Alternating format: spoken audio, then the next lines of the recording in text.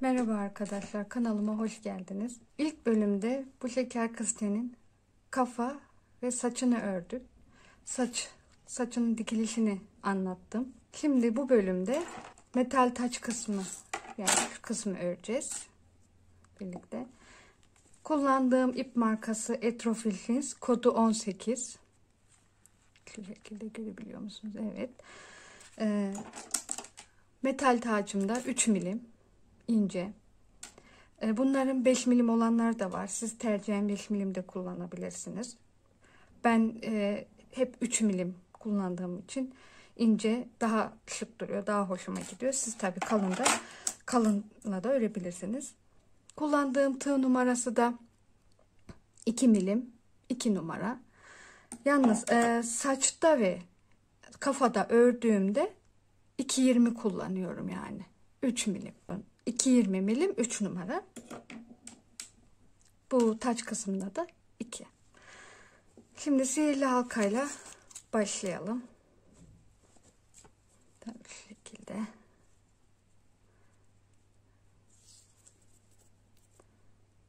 Böyle halka yapıp içinden geçiriyorum ve zincirle sabitliyorum. 5 sık iğne yapacağız. Tığımın başına dolanmadan batıyorum. Bu şekilde. 3 4 5. Evet. Şimdi sıkıştırıyorum. İlmek kaydırmayla birleştireceğim.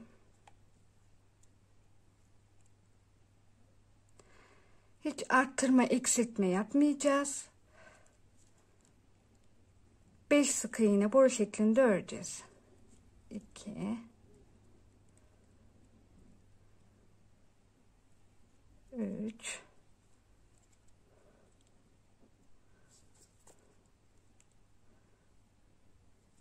4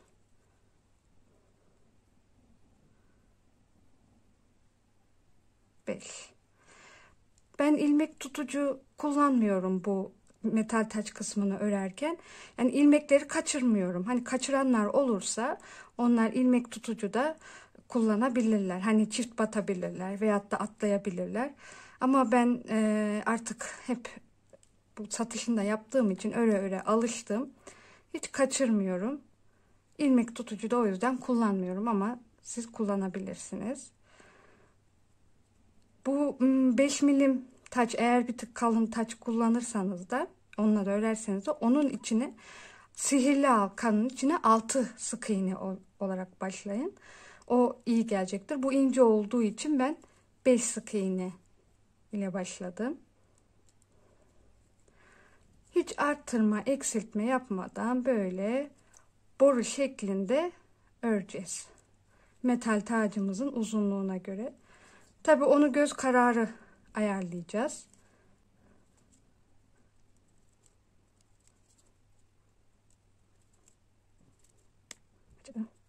Bu arada kanalıma da abone olmayı unutmayın.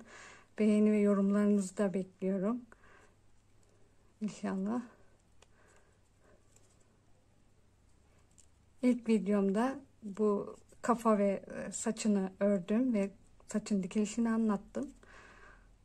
Bu bölümde de metal taç kısmını anlatacağım.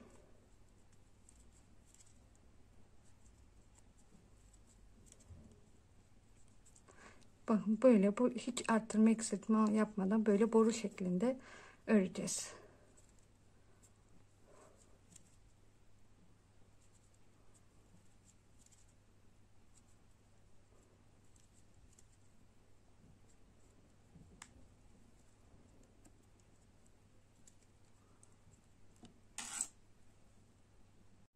Evet arkadaşlar, ben metal tacın uzunluğuna göre ördüm. Şöyle şu şekilde koyup bakalım göz kararı olacağını, ipi kestim. Şimdi metal tacımızı geçireceğiz. Püf noktası, önemli olan bir püf noktası var. gergin olması lazım. Metal taç kısmı gergin olacak. Çekiştirerek, böyle çekiştirerek taca geçiriyorum. Bakın. Çekiştire çekiştire geçiriyorum. Şöyle. Evet. Bakın. Yani şu kısmı dönmeyecek. Yani burası böyle dönmeyecek. Oynamayacak. Püf noktası, önemli püf noktası da bu. Çünkü eğer bu kısım bol olursa kafa da böyle öne arkaya yatar. Bakın sallanmıyor. Zor sallanıyor. Dikiş de önemli tabii. Ama kafa çocuğumuzun, kızımızın kafasında da taktığımız zaman o da düşmez. Kafa da öne arkaya düşmez. Önemli püf noktası da burasının çok gergin olması lazım. Bol olmayacak. Yani bu örgü kısım metal taşa dönmeyecek. Çekiştire çekiştire ben geçirdim. Şimdi ipimizi geçirelim iğneye. İlmekleri toparlayıp keseceğiz.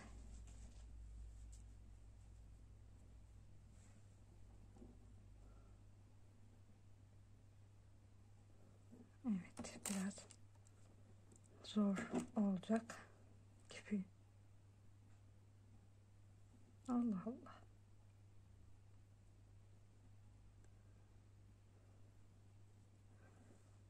Evet, iğnemizi geçirdik. Şimdi ilmeklerimizi toparlayacağız. Bakın.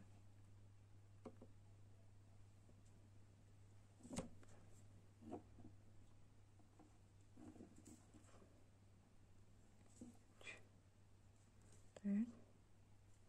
5. Evet, çekiştireceğiz.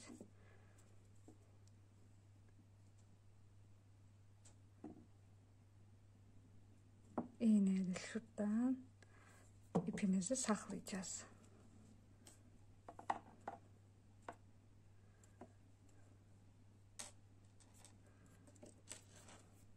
Evet.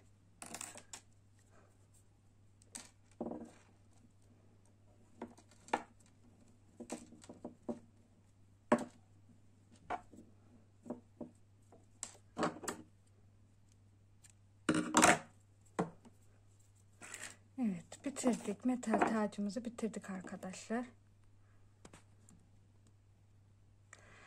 Şimdi yaprağımızı yapacağız.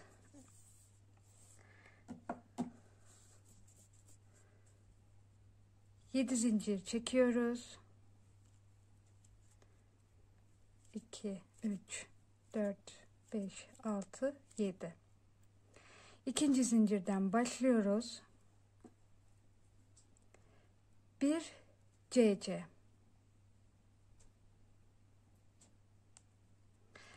Sık iğne. Tığımın başına doladım yarım trabzan. Tekrar tığımın başına doladım ikili trabzan. Tığımın başına doladım yarım trabzan, tekli trabzan yani. Son zincirin içine sık iğne ve aynı yere CC yapıyorum. Diğer tarafına geldik. Yine sık iğne. Tığımın başına doladım yarım trabzan. Tekrar tığımın başına doladım ikili trabzan. Bir yarım trabzan.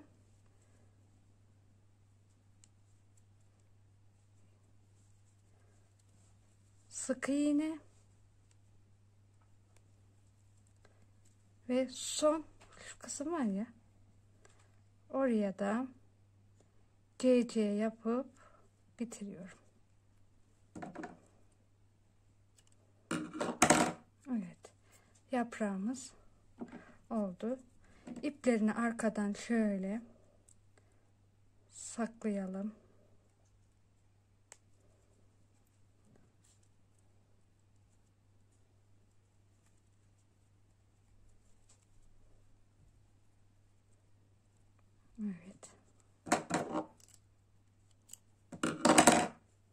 kısımda.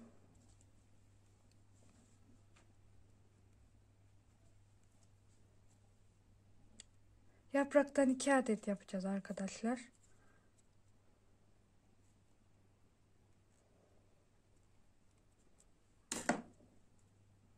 Bunu da bağlayalım. Evet. Yaprağımız oluştu. Ben daha önce de yapmıştım. 2 tane. Şimdi gülümüzü yapacağız.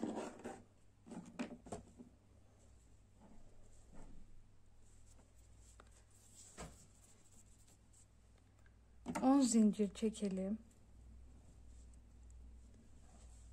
1, 2, 3, 4, 5, 6, 7, 8, 9, 10. İkinci zincirden başlayıp tığımın başına doladım. Her zinciri çift batıp tekli trabzan yapacağız.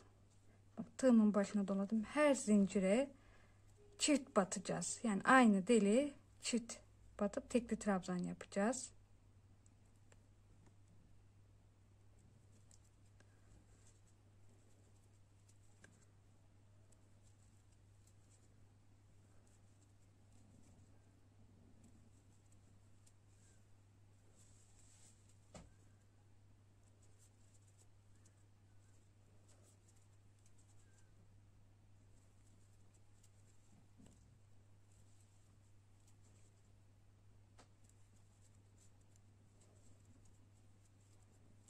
Son zincirime geldim.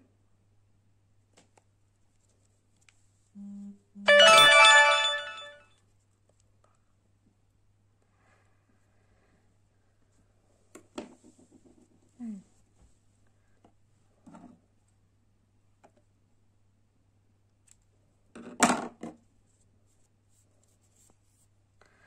İpimi de uzun kestim dikmek için. Yine saklayalım.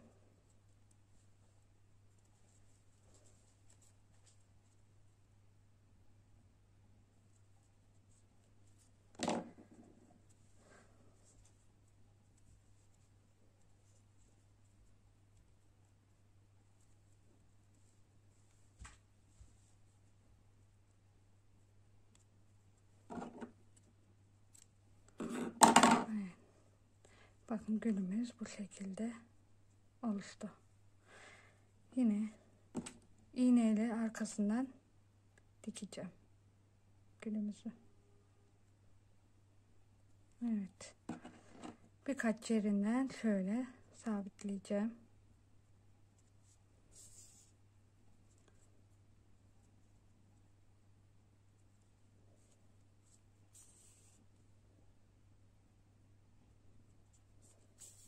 Evet. Bakın olur. Şimdi yapraklarımızı da üst üste koyup gülü de üstüne koyup dikeceğim. Arkadan silikonla yapıştıracağımız için pembe iple de olsa sıkıntı olmaz. Çünkü görünmeyecektir. Şöyle ikisini bir yap. Tekrar şuradan tepeden çıkıyorum. Bir kere daha sabitleyeceğim. Şuradan çıktım. Tekrar şu tepeden. Evet. Bakın olur. İpimizi tekrar şuradan çıkartıp artık keselim. Bağlayıp.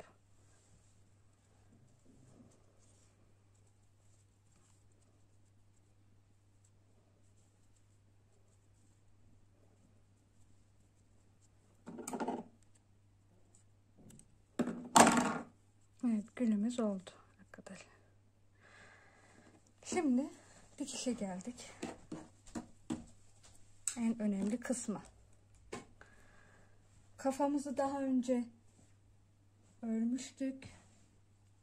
Bakın. Şimdi taca dikeceğiz.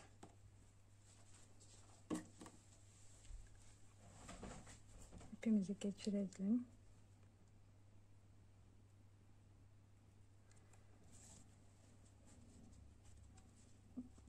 Ben ilmekleri iğneyle toparladım. Kalan ilmekleri. Şimdi önce şöyle bir yerini ayarlayalım da. Bakın şöyle. Ben bu tarafa yapıyorum. İsterseniz siz şu tarafa da yapabilirsiniz. Sol tarafa. Ben hep sağ tarafa yapıyorum. Şöyle biraz daha aşağıdan. Bakın şöyle. Şimdi şu ilmekler var ya, şu, görebiliyor musunuz? Şu ilmekler buradan dikeceğim. Bir kafadan alacağım, bir taştan alıp dikeceğim. Şuradan dikeceğim. Ya buradan değil, burası çok derin olur. Buradan da çok alınmaz zaten ilmekler. Bakın zaten bitiş noktası. Şu kısımdan alıp dikeceğim. Bir taştan bir kafadan. Ama önce sabitleme yapacağım. Bakın şöyle.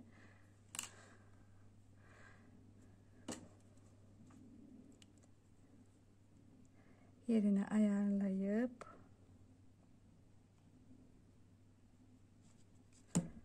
şöyle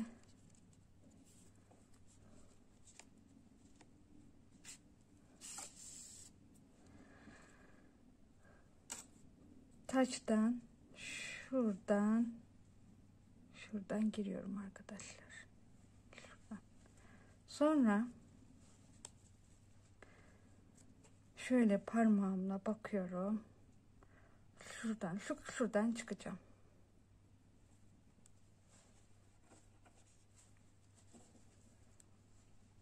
Bakın.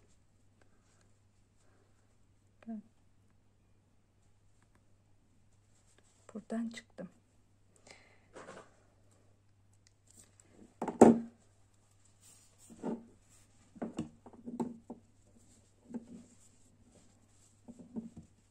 Evet.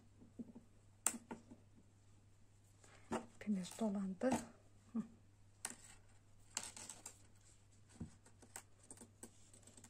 Şu şekilde. Bakın.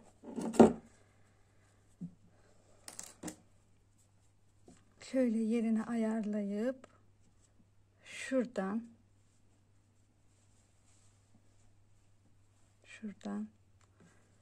aynı yere, bakın girdiğim yer vardı ya, aynı yere tekrar girdim.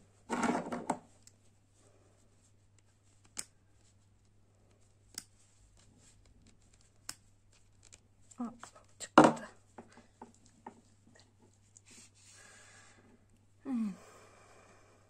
Bakın.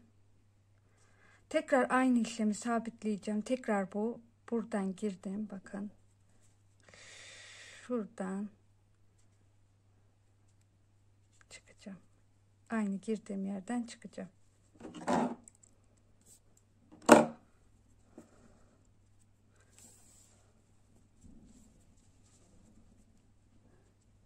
Evet, bukle de araya sıkıştı.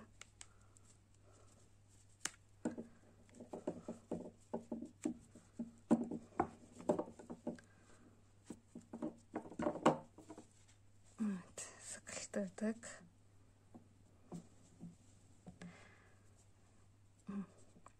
Tekrar aynı yere, girdiğim yere girip çıkacağım.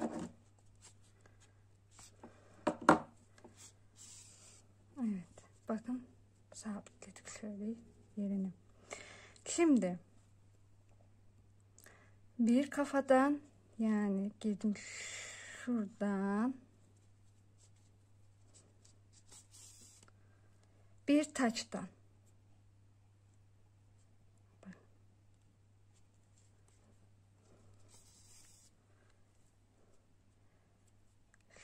şuradan bir kafadan,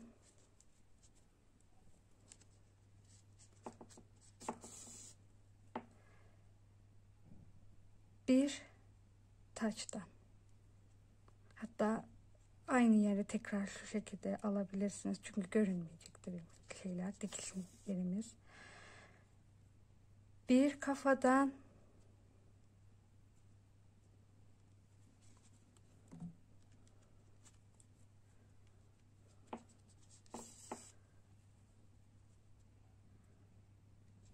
bir taçtan.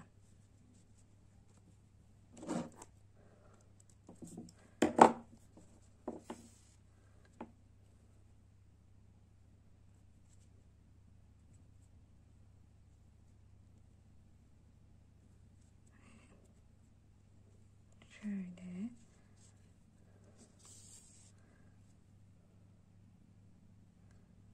Tekrar taçtan.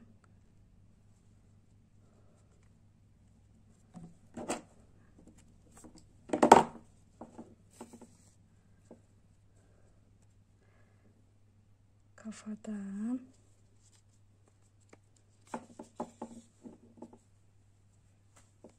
Taçtan.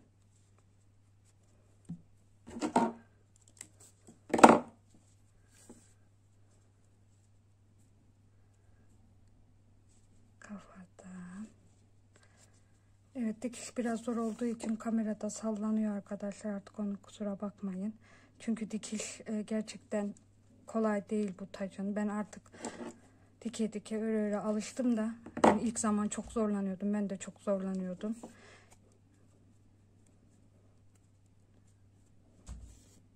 Bakın. Tekrar şuradan bir daha girip tekrar taçtan girip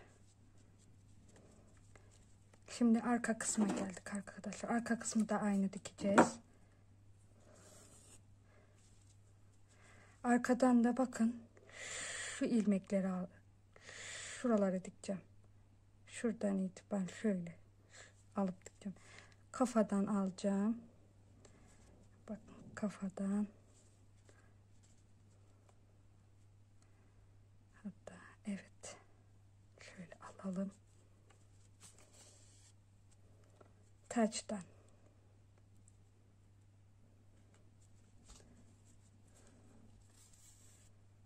Bir kafadan.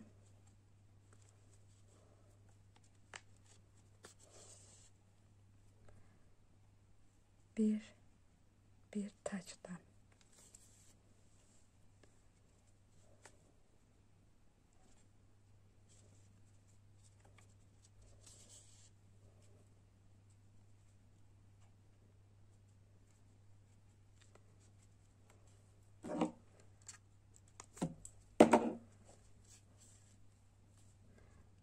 Şöyle.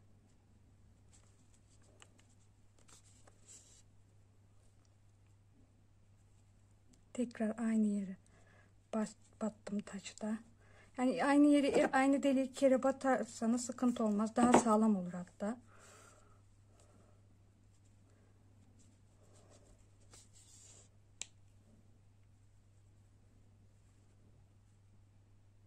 Şöyle.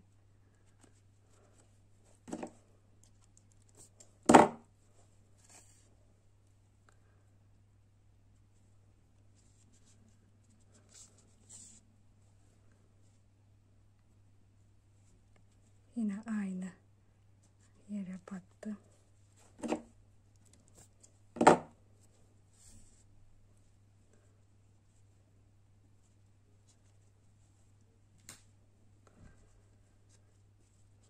Kafadan. Evet. Son ilmi şeylere, dikiş yerlerine geldik. Evet. Şimdi yine son alacağım buradan. Saçı da geçirdim. Şuradan tekrar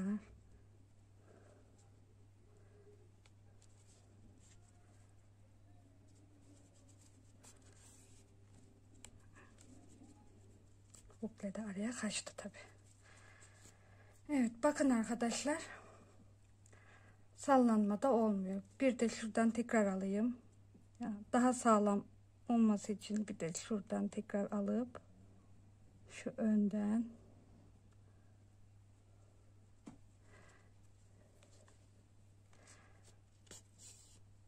Bu teknikle dikerseniz arkadaşlar hem dikiş de görünmez hem sağlam olur. Bakın dikiş izi de görünmüyor. Arkadan böyle. Bakın. Arkada biraz gözükebilir. Bukleler geldiği için sorun olmaz. Bakın böyle. Hem de fazla sallanma olmaz. Ama dediğim gibi ilk sabitlemeyi buradan girip buradan çıkıp 2 kere yaptığımız zaman tabii ki çok daha sağlam oluyor. Çıngırak mantığı aslında. Çıngırağı da bu şekilde dikiyorum ben. İpimizi artık şuradan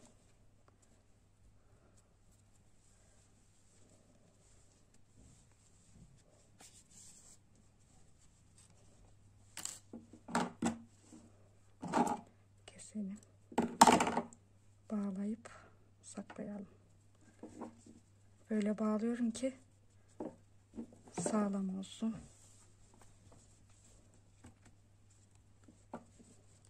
Evet.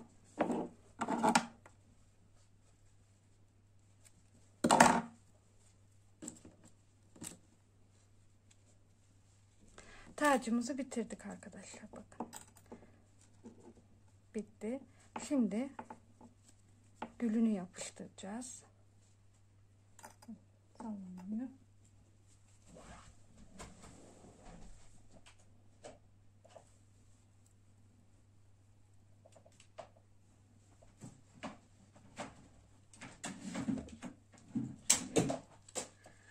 Evet. Silikon tabancasının fişini çıkartmaya çalıştım. Evet, ısınmamış. Isınmamış. Biraz daha ısınması gerekiyor. Bir şey takayım da. Biraz daha ısınsın. Gülünü de sıcak silikonla yapıştıracağız arkadaşlar. Ben size anlatayım da şimdi silikon tabancam ısınmamış çünkü.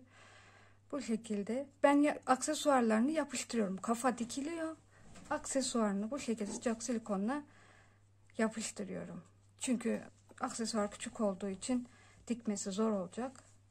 Sıcak silikonla böyle yapıştırıp tacımızı bitirmiş olduk.